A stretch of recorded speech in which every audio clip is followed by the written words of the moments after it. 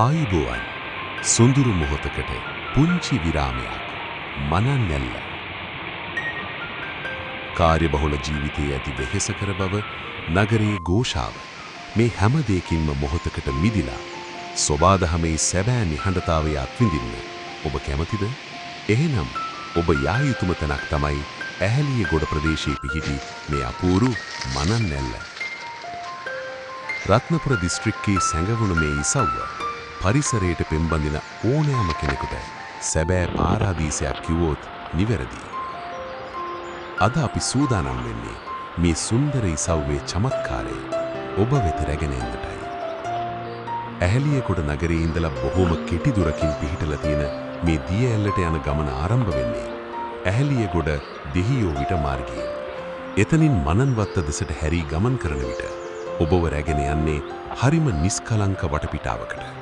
මේ ගමන නිකම්ම පාරක යනවා වගේ අත්දැකීමක් නෙවෙයි. පාර දෙපස තියෙන විශාල රබර් වතු යායන් මේ ගමනට එක් කරන්නේ පුදුමාකාර සිසිලසක්. රබර් ගස් අතරින් වැටෙන හිරුවෙලියත් ඒ පරිසරයේ තියෙන අමුතුම නිහඬතාවයත් ඔබේ හිතේ තියෙන පීඩනය මොහොතකින් නිවා දමන්නට සමත් වේවි. නගරේ වාහන සද්ද වෙනුවට මෙහි ඇසෙන්නේ කොළ අතරින් හමන සුළඟේ හඬ පමණයි. දිය ඇල්ලට ළඟාවීමට තියෙන මේ අඩිපාරේ යනකොට ඔබට දැනේවි ඔබ සැබෑ වනාන්තරයකට ඇතුළු වුණා වගේ හැඟීමක්. පාර දෙපස උසට වැඩුණු කොළ උණ පඳුරු වගේම අහස උසට විහිදුණු පුවක් ගස් මේ පරිසරය තවත් අලංකාර කරනවා. පාර තැනින් තැන තරමක් රළුයි. ගස්වල මුල් උඩින් තැනින් තැන විසිරුණු ගල්කුළු මතින් සහ පෑගුණු කොළරොඩ මැදින් වැටී ඇති මේ අඩිපාරේ යනකොට සෝබාදහමේ සැබෑ ස්පර්ශය ඔබට දැනේවි. කුරුල්ලන්ගේ නාදයත් එක්ක මේ දුෂ්කර වුණත් සුන්දර මාවත දිගේ යන හැම අඩියක්ම අලුත් අත්දැකීමක්. විනාඩි කිහිපයක් මෙහෙම යනකොට ඈතින් නැහෙන දිය ඇල්ලේ හඬ ඔබේ ගමනට තවත් උද්‍යෝගයක් එක් කරාවි.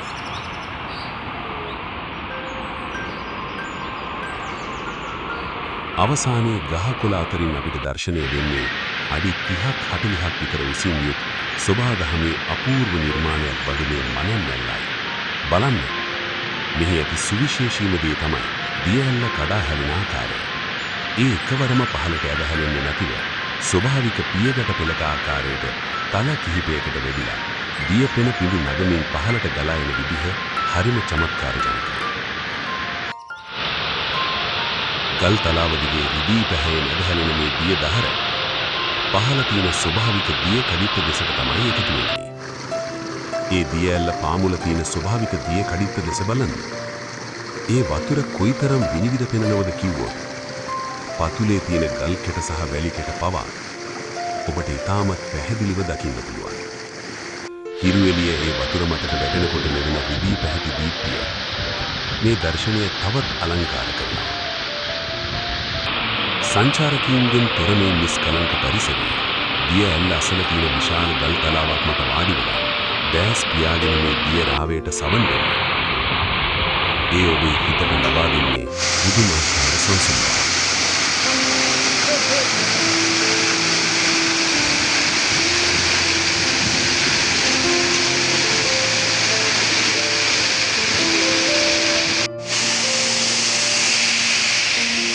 මෙහි ඇති ස්වභාවික දිය කඩਿੱත්ත ස්නානය කිරීමට ඉතාමත් සුදුසුයි.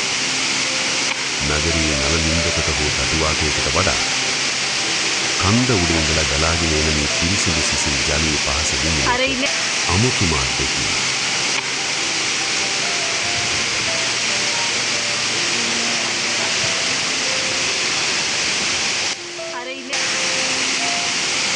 ගල්කුළු වලින් වටවුණු මේ අපූරු දිය කඩිය හරියට සෝබාදහමම නිර්මාණය කළ රහස් තටුවාකයක් වගේ.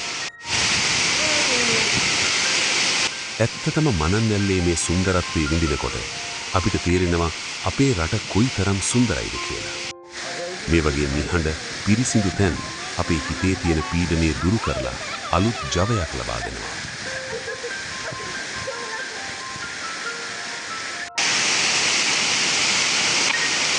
දිය ඇල්ලෙන් ගලා යන ජලපහර ගල්කුළු අතරින් රිංගමින් තවත් ඉදිරියට ගලා යන ආකාරය දෙස බලන්න බව හිතට ලොකු සතුටක්.